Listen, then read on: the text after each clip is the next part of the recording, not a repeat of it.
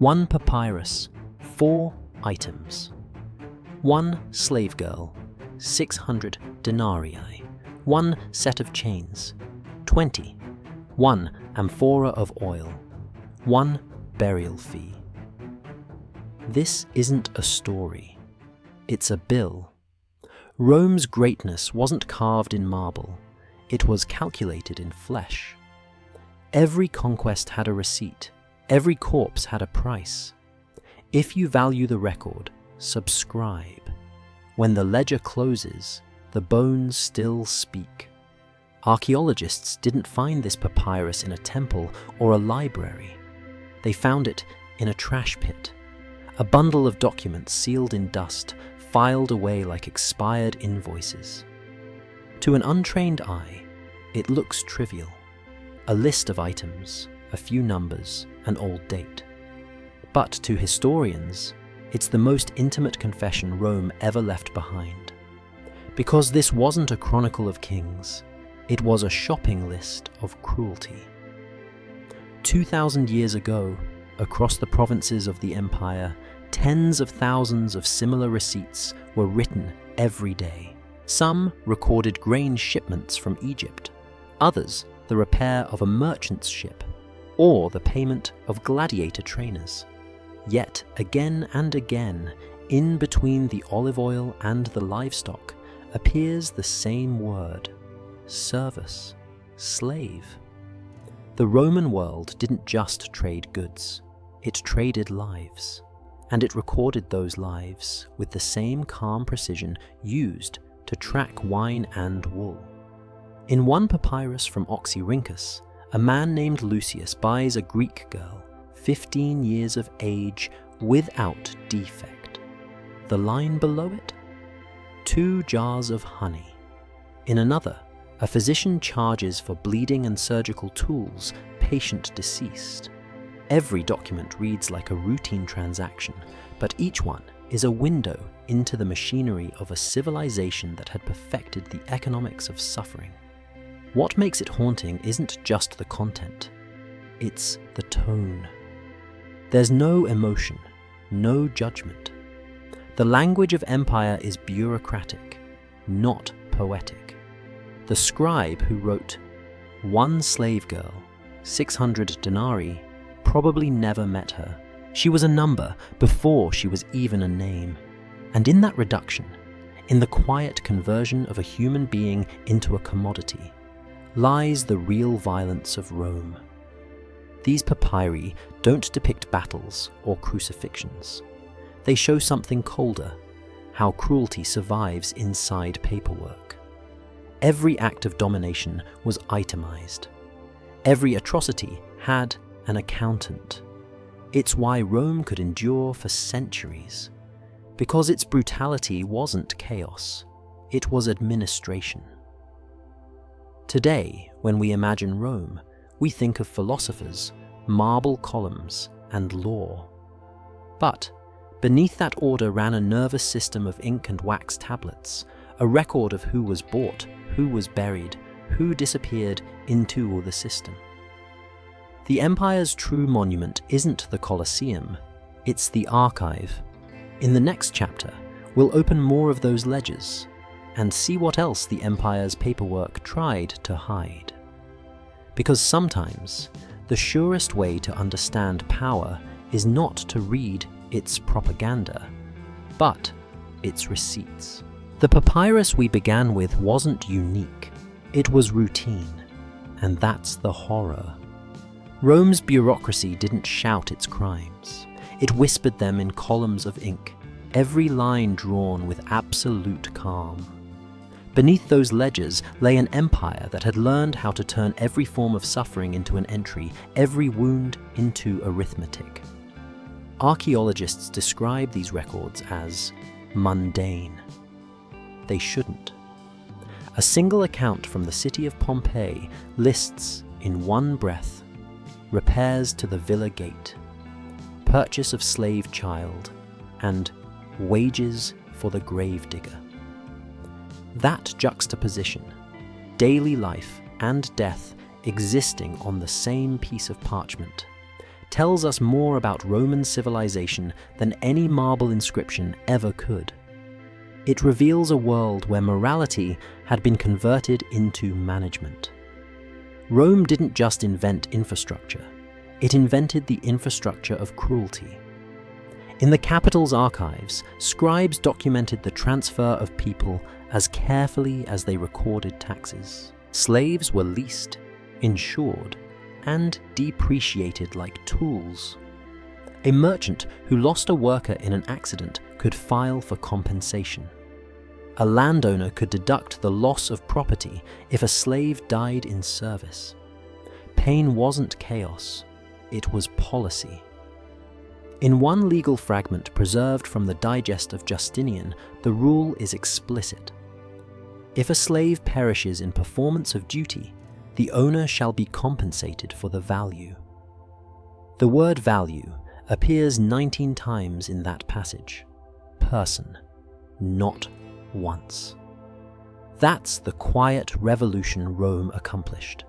It took raw violence, stripped it of emotion, and rebranded it as procedure. When a master branded a runaway slave, it wasn't called punishment. It was recorded as maintenance of property. When a condemned man was sent to the mines, it wasn't cruelty. It was labor reassignment. Every horror had a euphemism. Every euphemism had a receipt. And it wasn't hidden. It was celebrated. We find graffiti in workshops boasting of efficiency. 4 slaves sold, 3 bought. No loss this quarter. A villa inventory recovered near Herculaneum lists 2 cookmaids, aged 20 and 17, replaced due to infirmity. The line is cold, but the context is colder. Infirmity meant malnutrition or beating so severe the women couldn't stand. They weren't buried with rites. They were replaced, like cracked pottery. To the Romans, the system worked because it was predictable. The law ensured order, and order justified the cruelty. Every papyrus reinforced a simple, devastating equation. If it could be priced, it could be justified. But there were exceptions. Small, almost invisible rebellions hidden in the paperwork. In a contract from Alexandria, the scribe hesitates. Between 2 transactions, he adds a faint note. Girl purchased. May the gods forgive.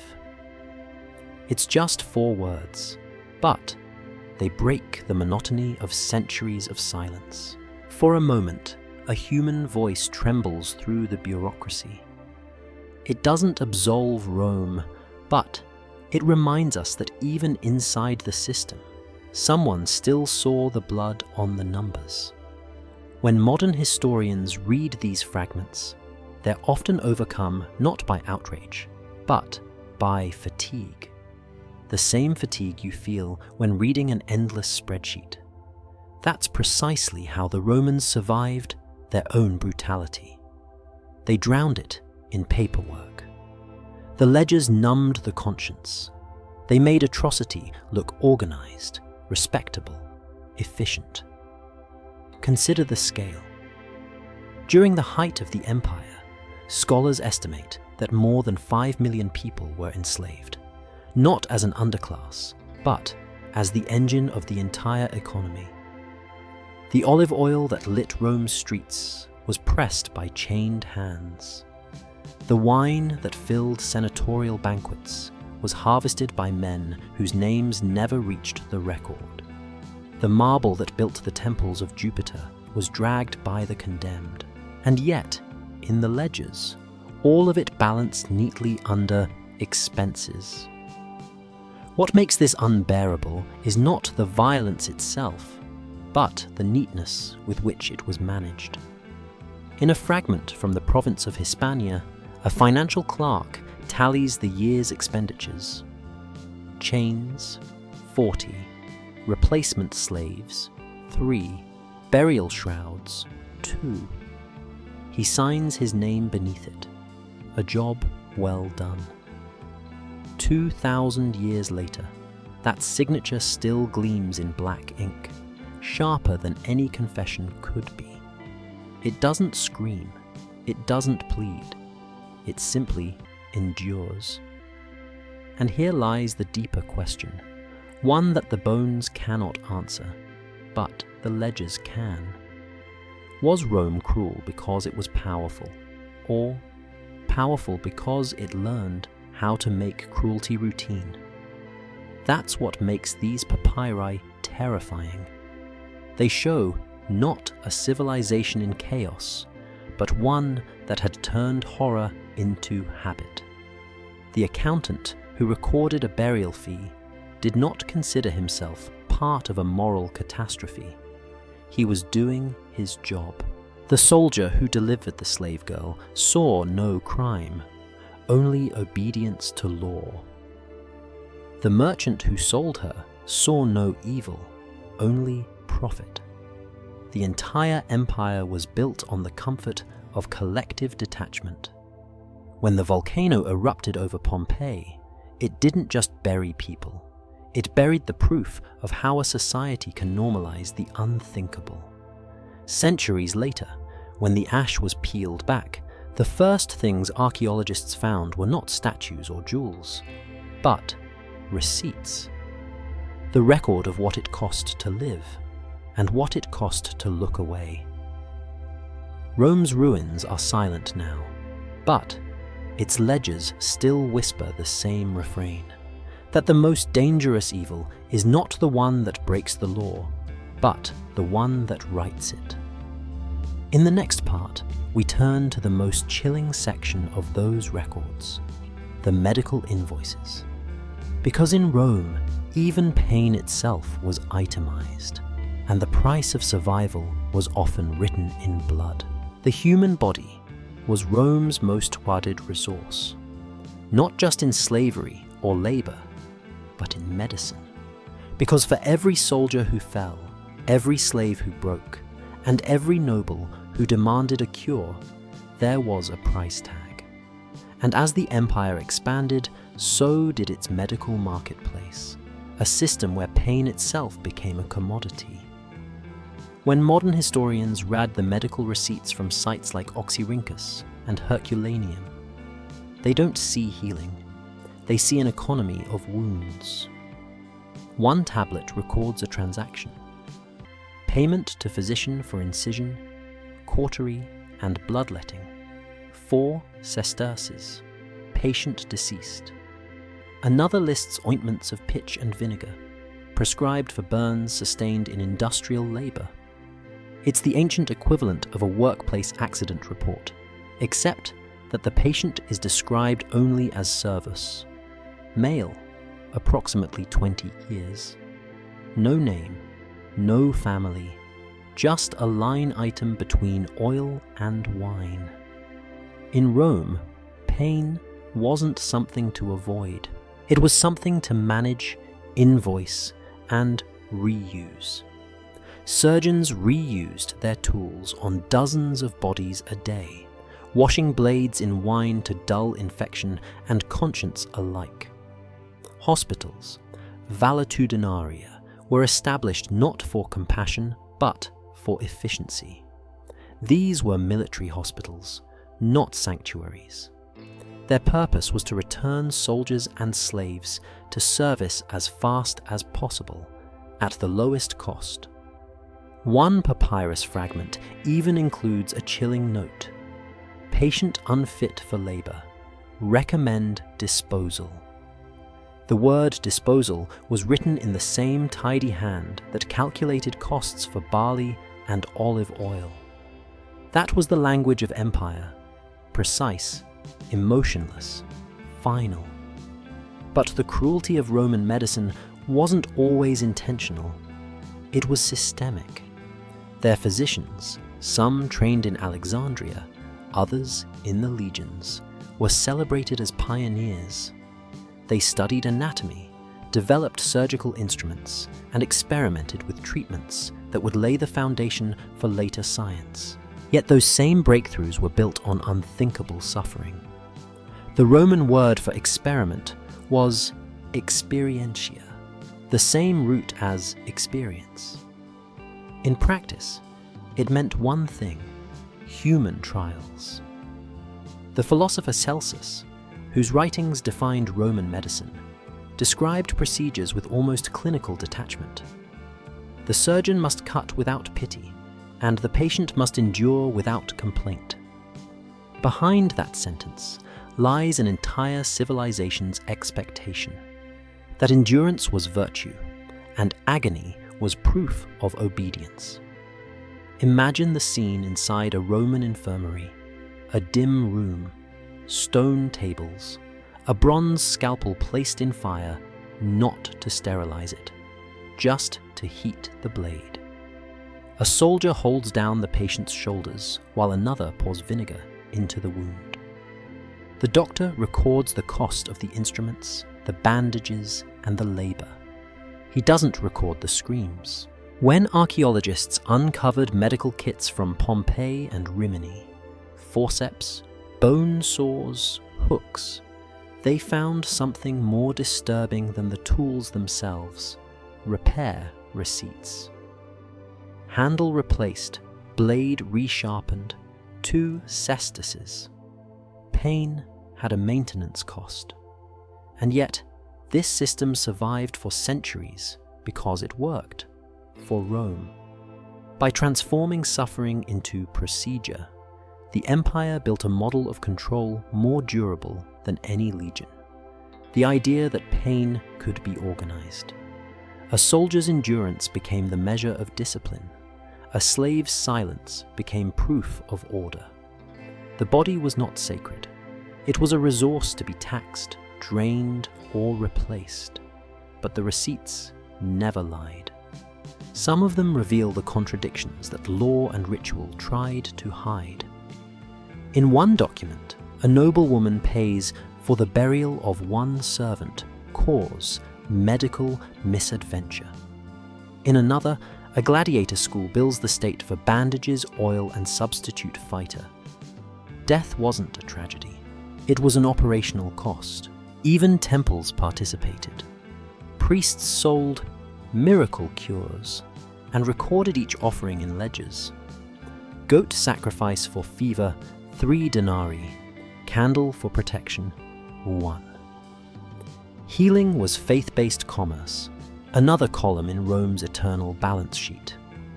There's something deeply modern in that logic.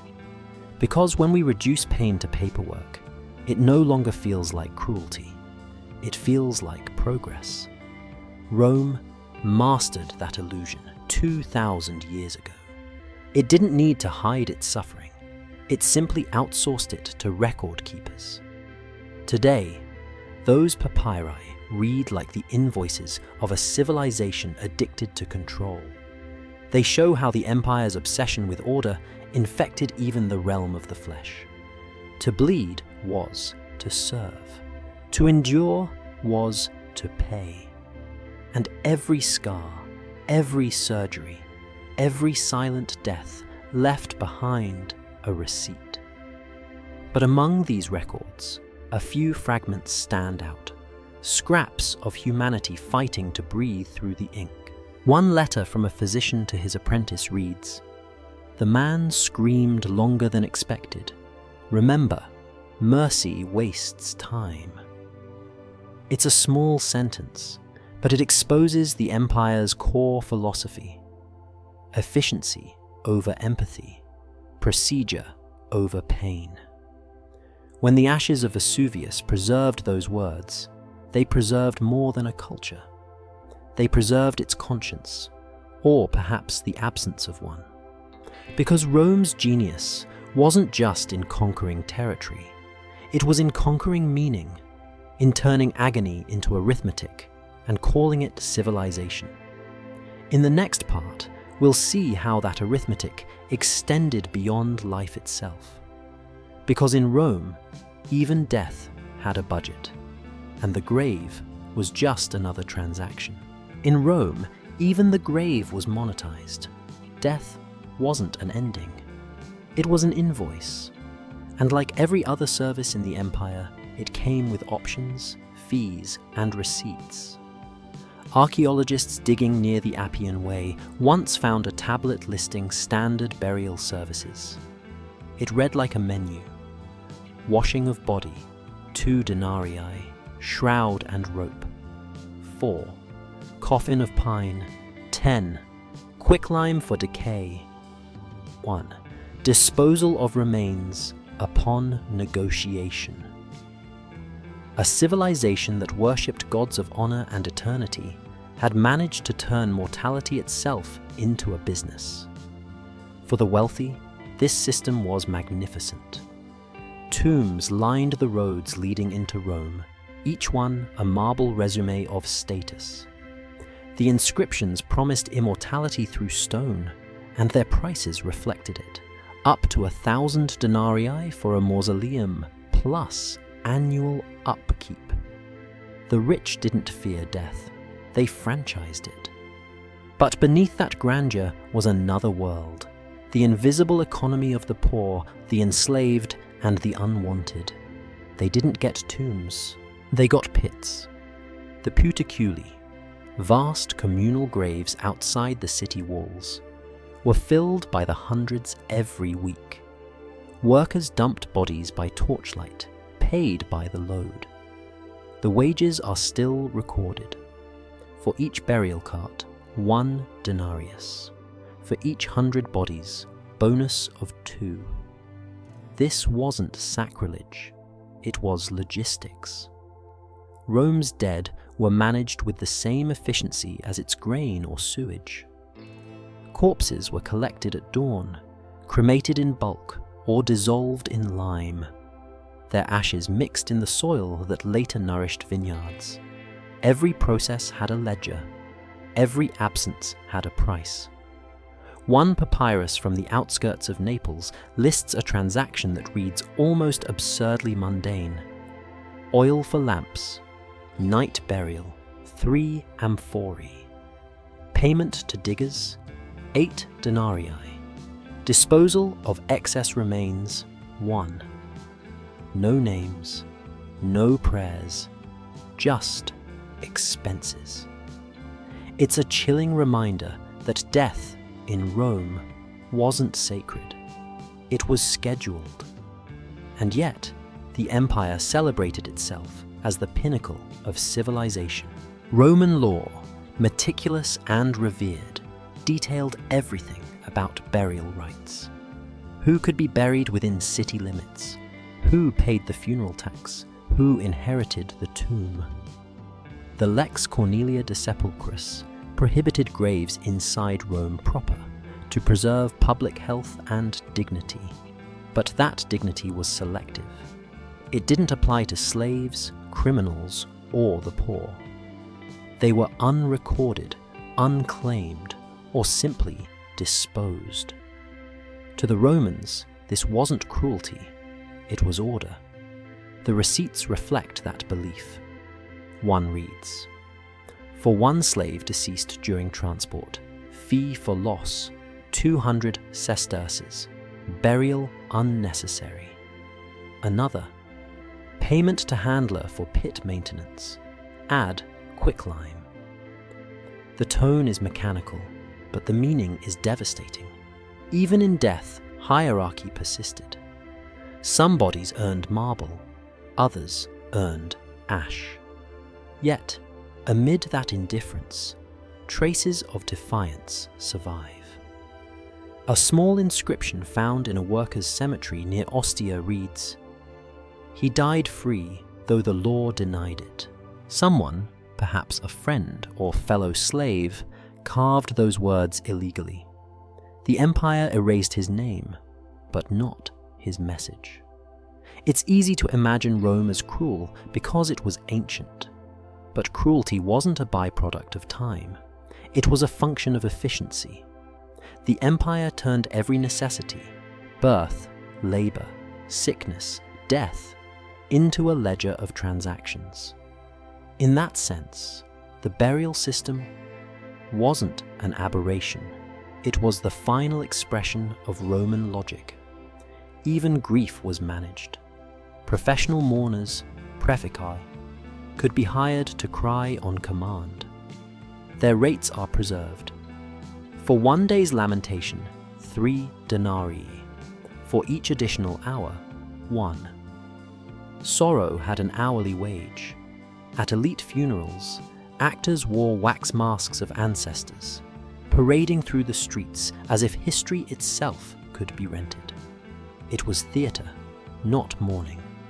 But for the majority, death remained anonymous and profitable for someone else. Cremation grounds doubled as fuel markets. Ash merchants sold human residue as fertilizer. In one recorded case, ashes and lime were delivered to a brickmaker for reuse. The remains of citizens, quite literally, became the foundation of the empire's walls. When archaeologists unearthed urns filled with mixed ashes, human, animal, and debris, they realized that Rome hadn't simply buried its dead, it had recycled them. The city that claimed eternity had built it on bodies reduced to dust, numbered and tallied. Still, not everyone accepted that fate quietly. In several papyri, you find small, desperate payments labeled "to priest for rites," unapproved burial. It meant a family had bribed a temple official to bury someone illegally inside the city, to give them dignity the law denied. The sums were always modest. 1, maybe 2 denarii, the price of defiance. It's in these small acts that the humanity of Rome flickers, briefly, faintly, before being smothered again by the paperwork of empire. Because in the end, the papyri tell a single, inescapable truth, that for all its brilliance, Rome was a machine designed to make death useful. And what terrifies us isn't just the scale of it, but its familiarity. We still write invoices for pain. We still pay to make absence neat. Our hospitals, our insurance, our cemeteries, all trace their lineage back to Rome's ledgers. The only difference is the medium: ink replaced by data, papyrus by cloud. In the next part, we'll follow those ledgers into the arena, the place where death stopped being hidden and became spectacle. Because when Rome learned to sell mortality, it didn't stop at funerals. It built an empire of entertainment on the price of a scream. The Colosseum was not built for beauty. It was built for efficiency. 50,000 people could enter, sit, and watch a human being die, all before noon. The games were not chaos. They were a supply chain.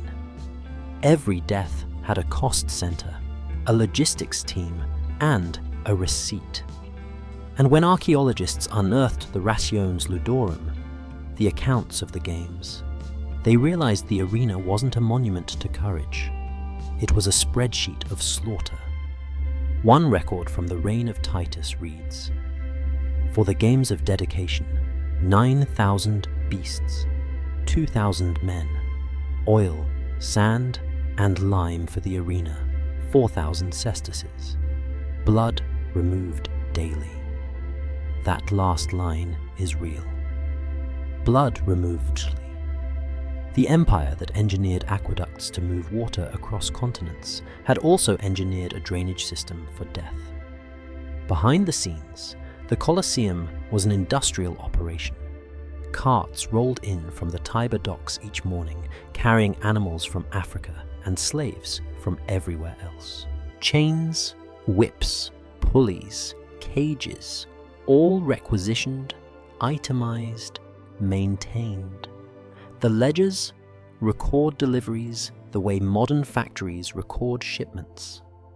5 lions, 2 elephants, 12 Nubian captives. Replace missing spear tips.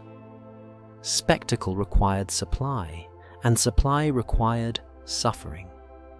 When the games began, the spectators saw glory. But in the archives, the costs tell another story.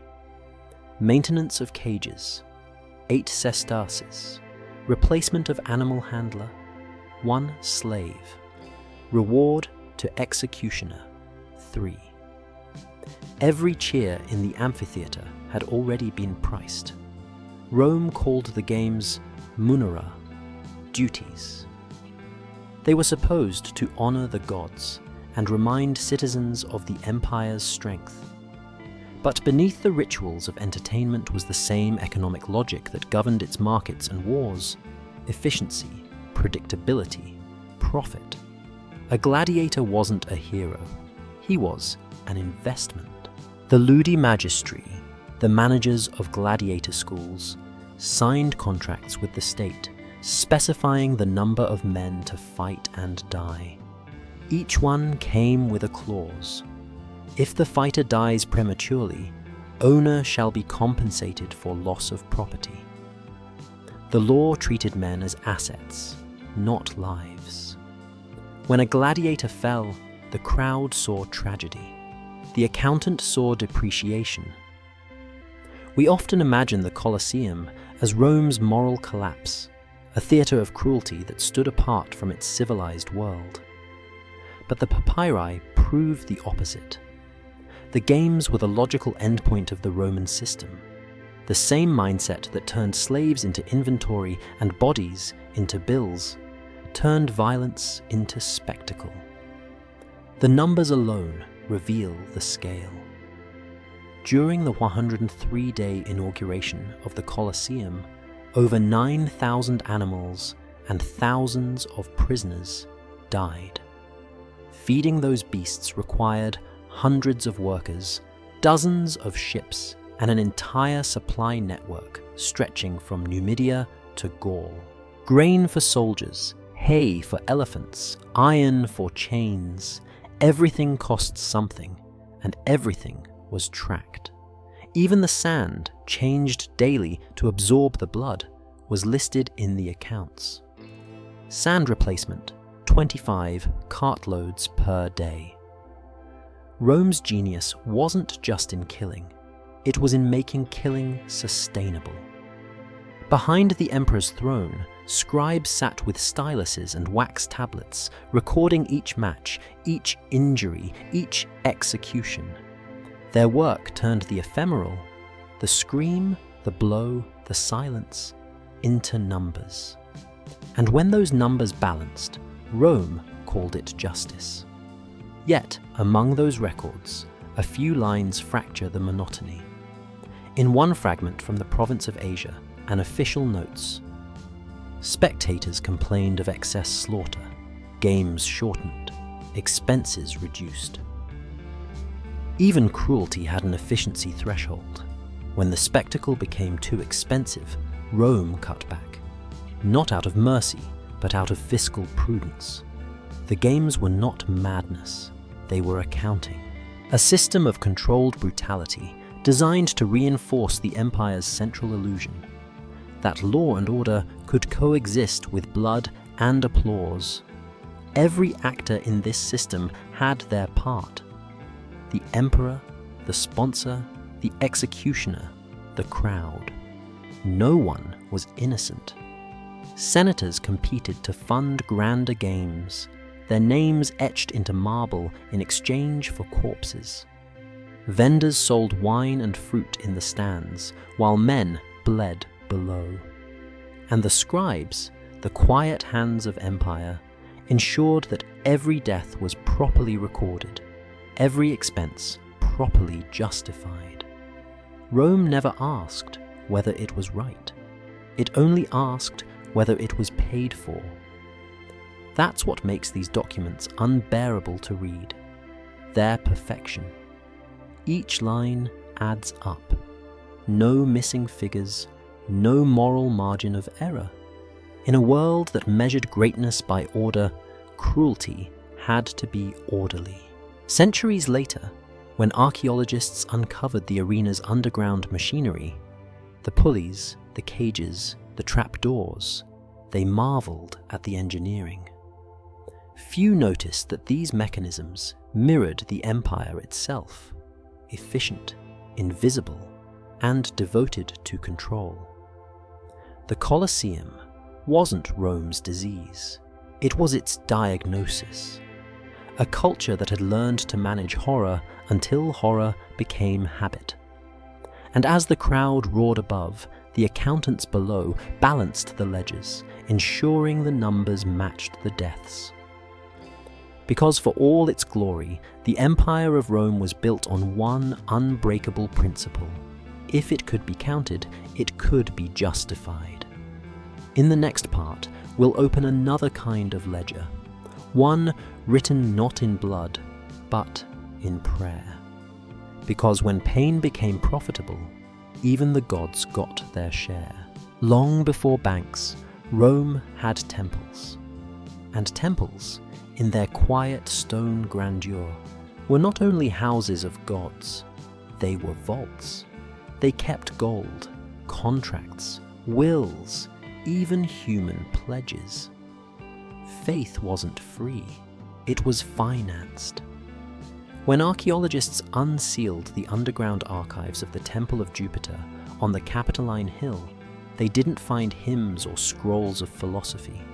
They found ledgers, thousands of wax tablets listing loans, sacrifices, and offerings.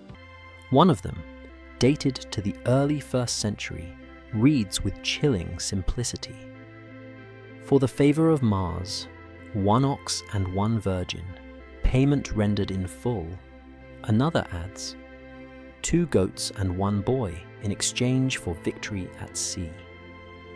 The handwriting is steady, professional, as if noting the sale of timber or grain. To Rome, this was not evil. It was piety with paperwork. Every prayer had a price, every sin a fine, every miracle an invoice. The gods had become creditors, and mortals their debtors. Religion was the empire's first accounting system of obedience. When the state conquered new provinces, it didn't destroy their temples, it absorbed them. Local gods became subsidiaries of Jupiter and Mars. Priests were retrained as civil administrators. Faith was standardized, regulated, and taxed. One decree from 27 BCE outlines the hierarchy clearly. Let no offering be made without record. The priest shall inscribe all gifts in the temple's register and remit a tenth to the treasury. Worship had become a taxable commodity. Even belief itself required a ledger. The receipts tell the real story. At the Temple of Isis in Pompeii, an inscription lists donations for ritual purification. 2 amphorae of wine, 1 jar of honey, and 1 slave girl, for cleansing. The girl's role is not specified, but the archaeological evidence, restraints, oils, and ceremonial basins tells us enough.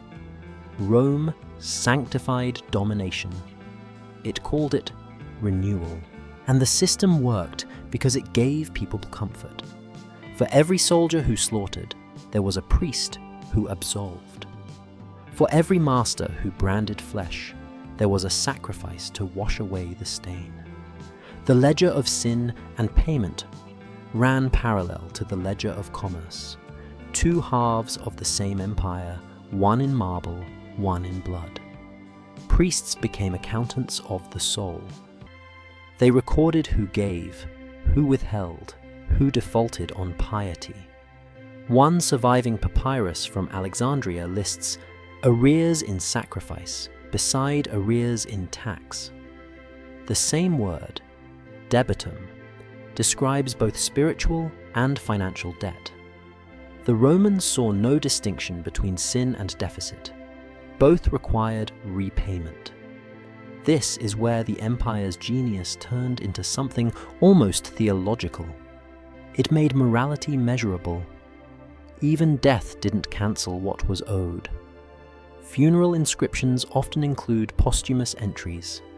Marcus Fulvius, debtor to the Temple of Apollo, 8 denarii unpaid. His descendants were expected to settle the debt to ensure his peace in the afterlife. Rome had found a way to monetize eternity, but beneath that system, cracks appear. In the catacombs beneath the city, early Christians left graffiti mocking the temple accounts. You weigh gold for Jupiter, but your soul remains unpaid. For them, the empire's spiritual arithmetic was proof not of order, but of corruption, evidence that Rome had confused salvation with solvency. Still, for centuries, the temples thrived. The ledgers grew thicker, the offerings richer. War demanded sacrifices, and victory demanded repayment. The more blood Rome spilled abroad, the more blood it offered at home. When Emperor Augustus rebuilt the Temple of Mars Ultor, Mars the Avenger, he declared it a symbol of divine justice. Yet the temple's archives list not prayers for peace, but transactions. Donation of prisoners for consecration, 15 Gauls, 8 Germans, value assessed. The god of war had an accountant, and perhaps that was inevitable. A society that measured everything else, law, labor, death, would eventually measure devotion too. The language of the divine was absorbed into the language of exchange. Rome didn't pray to its gods, it paid them. We like to think of religion as sacred, untouchable, beyond economy. But in Rome, sanctity was a contract. Faith flowed through the same ink as tax and trade, binding citizen to state and state to heaven. When people sinned, they didn't repent, they reconciled their balance. This is why the papyri are so disturbing. They don't reveal hypocrisy, they reveal harmony, the perfect alignment of faith, law, and prophet. Rome didn't exploit religion to hide cruelty. It made cruelty divine. In one fragment from Carthage, a priest records the annual audit of offerings. At the bottom, a careless note. 2 boys, unaccounted. No further explanation, no correction. Just a gap, a silence preserved in wax. That gap is where morality used to be. Because when a civilization turns devotion into data, there's no room left for guilt, only for balance. In the next part, we'll follow that logic to its final frontier, a realm where fear itself became taxable, where curses and protection were sold like salt and grain. Because after Rome learned to price devotion, it learned to monetize the invisible. By the 2nd century, Rome had conquered the known world, but not its nightmares. For all its laws, its temples, and its order, the empire remained haunted. And when fear couldn't be eradicated, it was monetized. Across the Mediterranean, archaeologists have found thousands of deficciones, thin sheets of lead inscribed with curses. Each one is an invoice of desperation. A man asks the gods to cripple his rival's horse before a chariot race. A woman pays for her lover's fidelity through hex. A merchant curses his debtor's crops until payment is made. Every plea is written, folded, nailed shut, and buried, with a receipt. At first, these seem like superstitions on the margins of empire. But when scholars examined where these tablets came from, they realized the practice was everywhere. From bathhouses to tombs, from slave quarters to senatorial estates. And wherever curses were buried, priests were paid. One papyrus from the Fayum details a full transaction. To the scribe of Hecate, for writing and sealing the spell, 3 drachmae. For burial near crossroads, 1. For the blood of a black rooster, 1/2. The ritual was precise, itemized, bureaucratic, Even the underworld had a fee schedule.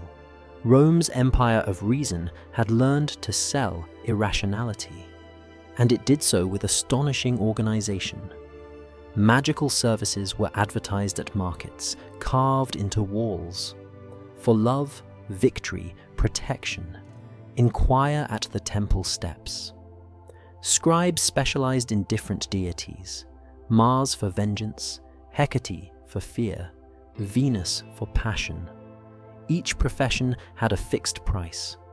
The economy of belief was alive, regulated, and taxable. The state didn't suppress these practices. It managed them. A law from the 2nd century CE declares, "No curse shall be made without licensed scribe or temple witness." Magic became a licensed trade. The unseen was audited. Rome had domesticated fear. What's terrifying isn't that Romans believed in dark forces. It's how rationally they administered them. If you were terrified of losing your child, there was a charm for that. If your crops failed, there was a curse for your neighbor.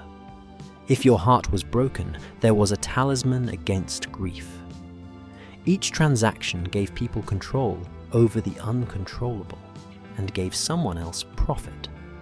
The receipts show the same logic as every other Roman institution: efficiency over empathy. One reads, "Protection amulet, bronze, for fever, 2 denarii, renewal, 1. The amulet likely never worked, but the economy did. An entire network of artisans, metalworkers, and priests lived off fear, crafting objects that promised safety but guaranteed dependency. The empire's spiritual markets were inseparable from its material ones. Merchants selling spices also sold amulets. Ship captains paid for blessings against storms, and the priests at Ostia kept ledgers as thick as tax scrolls. When those ledgers survive, they read like catalogues of anxiety. Blessing for voyage, 3 denarii. Curse for rival trader, 5. Removal of evil eye, 1. The human condition itemized. Even the state profited. Imperial taxes were imposed on temple trades, while confiscated charms were melted down and reused in coinage. Rome literally minted currency from fear. The emperor's face replaced the demon's, another form of worship, sanctioned by power. But among the thousands of curse tablets, a few contain something strange: lines of tenderness, grief, and guilt. One tablet from a young widow reads, "To the spirits below, do not harm him, only make him remember me." A love letter disguised as a curse. It reveals how fear and longing were intertwined, how Romans used the supernatural to express what the empire's law had no language for: helplessness. Fear was never just an emotion in Rome, it was a contract. And the empire, ever pragmatic, turned it into infrastructure. Temples built entire annexes for petitioners of darkness. Markets designated stalls for charm sellers. Inscriptions mark the payments collected. 73 scrolls burned, 14 wax figures, 8 snakes. This wasn't chaos. It was commerce wrapped in ritual. Yet, something deeper hides in this marketplace of dread, a psychological mirror of empire itself. Rome's citizens lived under constant surveillance: taxes, censuses, punishments. To survive, they learned to outsource their terror to gods and spirits, just as they outsourced their guilt to accountants. The curse tablet wasn't rebellion, it was compliance, written in miniature. Because the real genius of Rome wasn't domination by force, it was domination by anxiety. Keep people fearful enough of spirits, of taxes, of disobedience, and they will govern themselves.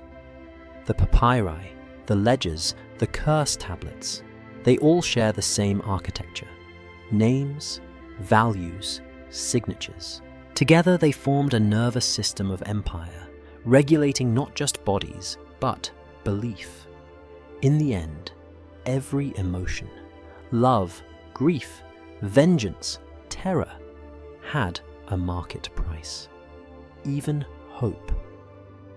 One final tablet from Britannia sums it up with chilling brevity. For fortune in all matters, 10 denarii, refunds not given.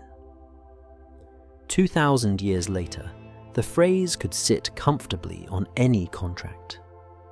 Because Rome didn't just build an economy of goods, it built an economy of the human soul, and we're still living inside its marketplace. In the next part, we turn to the final evolution of this system, when bureaucracy became eternity, and the empire learned to archive obedience itself. When archaeologists describe Rome, they rarely use the word haunting. Yet, that's what the empire has become, not because of its ruins, but because of its records. Rome left behind so much paper, so much ink and wax, that historians now call it the world's first information state. Its real legacy isn't marble, it's metadata. The empire's genius wasn't in conquest, it was in documentation. Taxes, marriages, deaths, births, grain shipments, temple offerings, slave transfers, gladiator rosters, all logged, filed, and archived. Even dreams were recorded. The philosopher Artemidorus of Daldis kept entire notebooks analyzing people's nightly visions and their moral implications. Rome wanted to know everything because knowledge was control, and that obsession left fingerprints everywhere. In 1905, excavators in Oxyrhynchus uncovered over 500,000 papyrus fragments, receipts, tax notes, personal letters, school exercises. Together, they reveal a civilization that measured itself down to the breath. A woman's grocery list sits beside an army payroll. A temple donation beside a divorce decree. A note from a child, please send sandals, beside a report on missing slaves. This mountain of paper wasn't chaos. It was a system of surveillance dressed as order. The empire didn't need secret police. It had clerks. Each province had a tabularium, a records office where scribes copied every contract 3 times, one for the client, one for the governor, one for the archives in Rome. Every census counted not just citizens, but property, livestock, even emotions disguised as oaths. To swear loyalty to the emperor, you had to sign your name. To be forgotten, you had to disappear from the files. It was, in essence, a paper panopticon. Power not through spectacle, but through paperwork. The papyri reveal how thoroughly Rome turned life into ledger.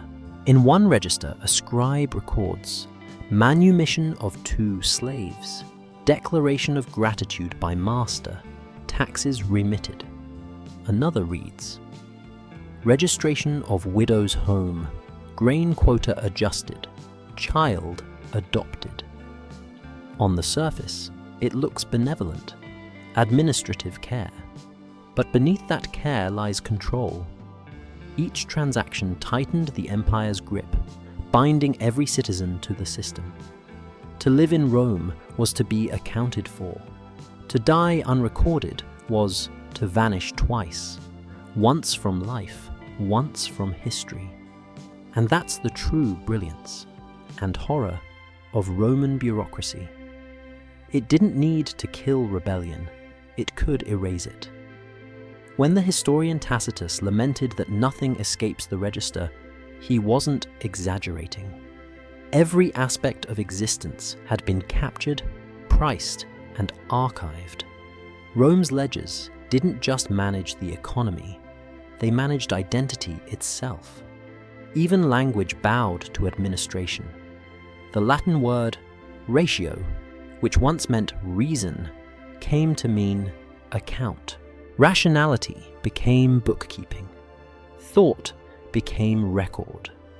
The empire had turned the mind into a spreadsheet. And because Rome saw order as virtue, no one questioned it. The citizens believed the ledgers preserved civilization. They didn't realize the ledgers were civilization, and that they owned them no more than a slave owned her price tag. When the empire fell, those records fell silent, but not lost. In the dry sands of Egypt and the ashes of Pompeii, they waited, intact. Each fragment a heartbeat, each name a ghost. Modern scholars describe the experience of reading them as unnervingly intimate. You can trace a family across decades, see them taxed, fined, married, sold, forgotten. You can follow an entire life through numbers until suddenly, nothing. A missing payment, an unrenewed lease, the silence of extinction. It's the same silence that echoes through every bureaucracy since. Rome didn't invent cruelty, it invented permanence. The empire's system of archives outlasted its gods, its armies, and its emperors. The Vatican's registries, medieval chancelleries, colonial censuses, all descendants of the Roman tabularium. Every form we fill today, every database that logs our existence, carries the same genetic code, a belief that what is written is real, and what isn't written doesn't exist.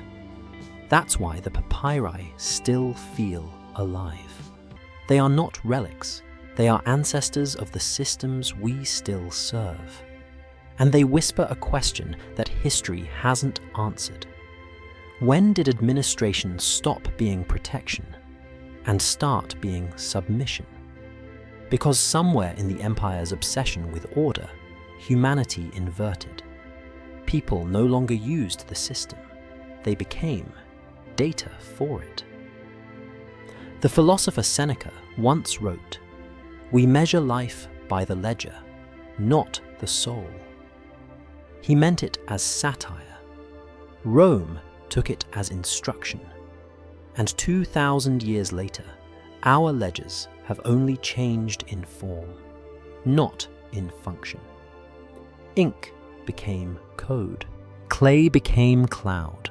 The empire became global. But the logic is still Roman. Record everything, forgive nothing, and call it civilization. In the next part, we'll face that continuity directly, tracing the empire's shadow into our own age of data, where the new accountants of empire don't wear togas, but suits. Because Rome never truly fell, it just went paperless. 2,000 years ago, a Roman scribe dipped his reed pen into ink and copied a slave's sail onto papyrus. Today, a data clerk types a name into a government database, logging an identity number, a birth date, an address. The tools have changed. The principle hasn't. Rome's obsession with record-keeping was never about memory. It was about control. And in the digital world, that obsession has found its perfect successor. Because now, every click, every purchase, every breath uploaded to the cloud is a receipt. The empire of marble has become an empire of data. The papyrus has become the feed. And once again, we are what we record. When historians unrolled the archives of Oxyrhynchus, they were shocked by how familiar they felt. Pages of tax lists, inventory logs, personal correspondence, all in formats that mirror today's spreadsheets. They weren't looking at the past, they were looking at a prototype. The Roman state believed that order was salvation, that if everything could be written down, civilization would never decay. Modern societies believe the same, that data ensures progress, transparency, efficiency. But the logic is identical. The fantasy of total information, the faith that enough documentation can replace morality. The question isn't what changed since Rome, it's how little did. In the empire's time, the bureaucrat was the silent priest of power, converting life into legible form. In ours, the algorithm has taken his place. A scribe once recorded a slave's worth in denarii. A modern platform records a user's worth in data points. Every interaction becomes currency. Every decision leaves a trace. And just like Rome, the system insists it's neutral. The Roman clerk who logged a crucifixion didn't see himself as cruel, only accurate. The data engineer who tracks behavioral metrics doesn't see surveillance, only optimization. Both are servants of order, not justice. Both believe their ledgers are truth. The continuity is chilling. Rome built its power on the architecture of visibility. Censuses, taxes, contracts, ownership. It taught the world that what isn't recorded doesn't count. We've inherited that creed. If it's not online, it didn't happen. If it's not measured, it doesn't exist. But behind the language of efficiency lies the same Roman bargain: submission in exchange for order. In the Colosseum, citizens surrendered their empathy for spectacle. Online, we surrender our privacy for convenience. And the ledgers grow thicker, quieter, more total. When scholars study Rome's tabularium, they marvel at its design. Endless corridors of records, meticulously organized, cross-referenced by date and subject. It's not unlike the data centers that now hum beneath our cities. Temperature-controlled, guarded, humming with the memory of millions. Different tools, same theology. Because Rome wasn't just a place, it was an algorithm. A self-replicating system that learned how to make obedience look rational. One Roman law, the lex censoria, demanded that every citizen submit to the census or be treated as non-existent. Today, our citizenship depends on the same surrender. No identity card, no account, no existence. The empire's ghosts have simply moved online. In a sense, our devices are the new papyri. Each screen scrolls like a column of ink. Each notification, a wax seal confirming our compliance. We document ourselves constantly, willingly. Rome had to command obedience. We volunteer it. And yet, like those ancient ledgers, our data reveals what we'd rather forget.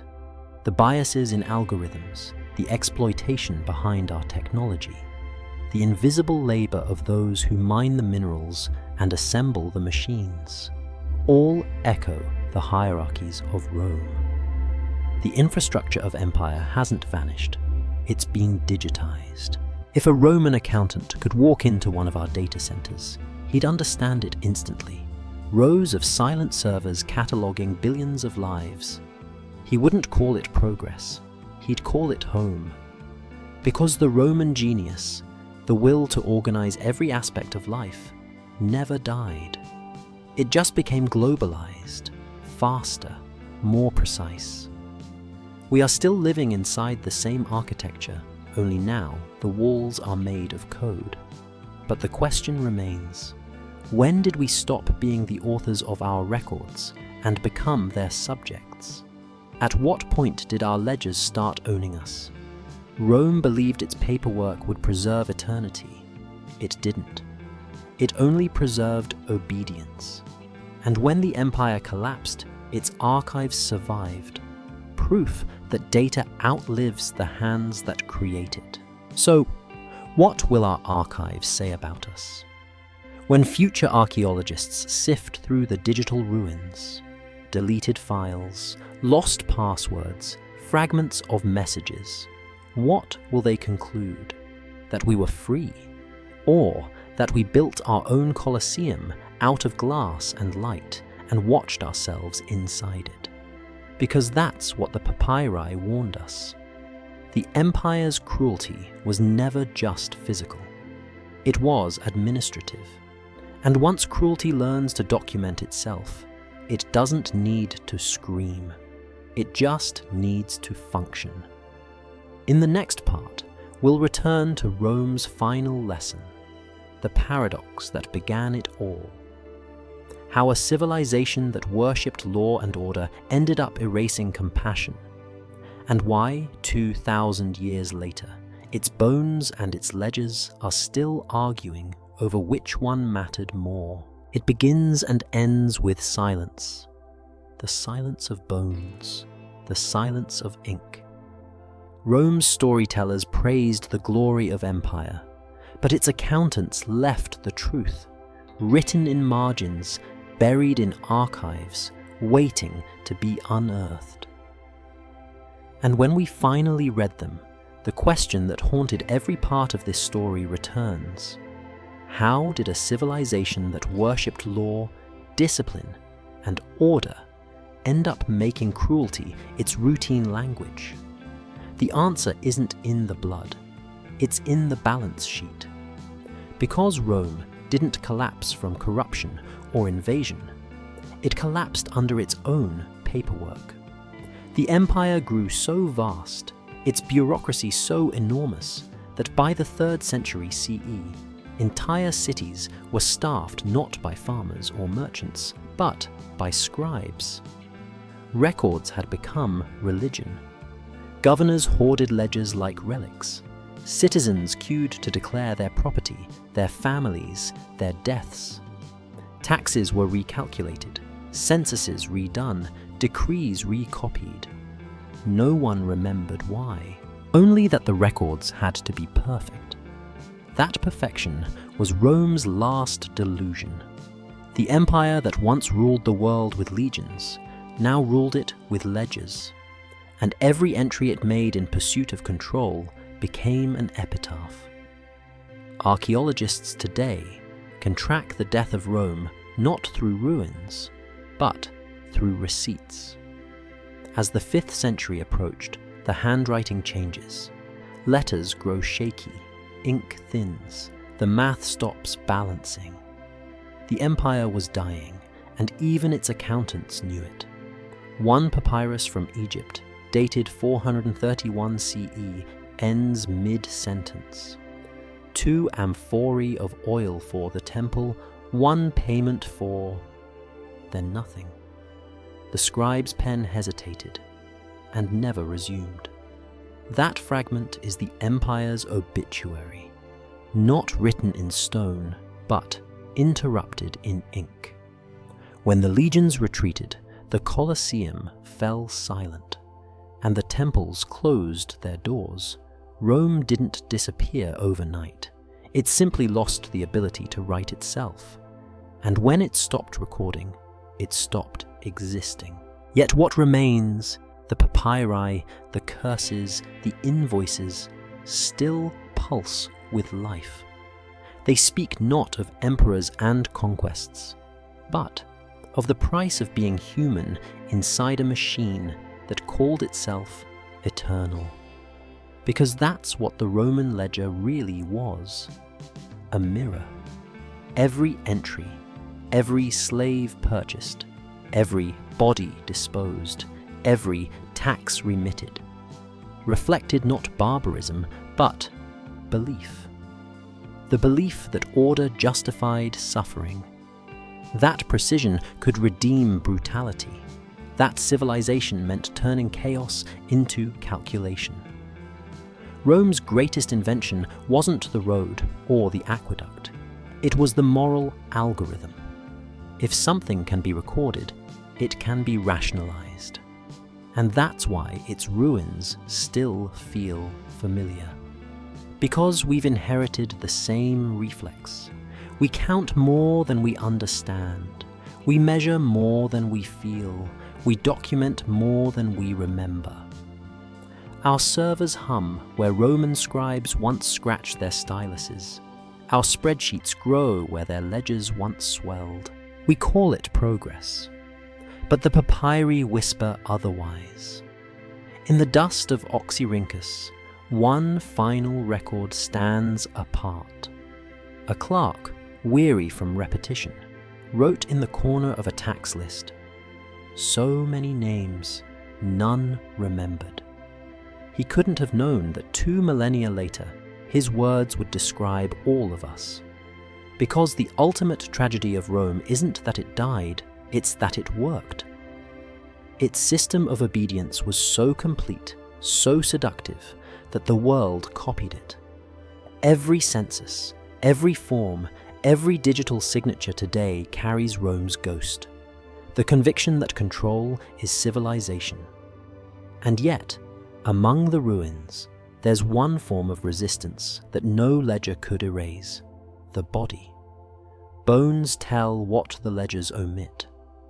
Archaeologists find wrists deformed by chains, vertebrae compressed from labor, children buried in pits beside amphorae of oil and grain. These are the true receipts of empire, written not in ink, but in calcium and dust. They tell us what the accountants refuse to, that the empire's order was built on exhaustion, and its silence was bought with pain. Every civilization builds its own paperwork, and every civilization forgets that paperwork outlives compassion. Rome thought its records would grant immortality, but immortality doesn't belong to the ledgers. It belongs to what they couldn't contain: the whispers, the rebellions, the prayers that slipped between the lines. Somewhere in the ruins of a Roman villa, a child once traced her name into drying plaster, not as part of a census, not as a transaction, but as proof she existed. It's crude, uneven, but legible. Claudia fecit. Claudia made this. 2,000 years later, her name remains while the governor's archives have turned to dust. That's the irony of the empire's perfection. The only voices that survive are the ones it didn't mean to preserve. The ledgers were supposed to record eternity. Instead, they recorded evidence. Evidence of how a civilization can mistake documentation for justice and confuse precision with virtue. When we stare at those faded receipts today, we aren't looking at ancient history. We're looking at the blueprint of our own. Because Rome never truly ended. It just became invisible, embedded in the way we count, classify, and obey.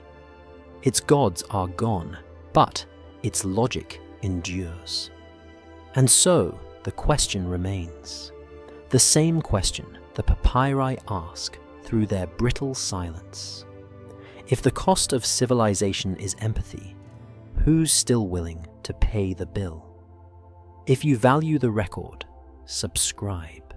When the ledger closes, the bones still speak.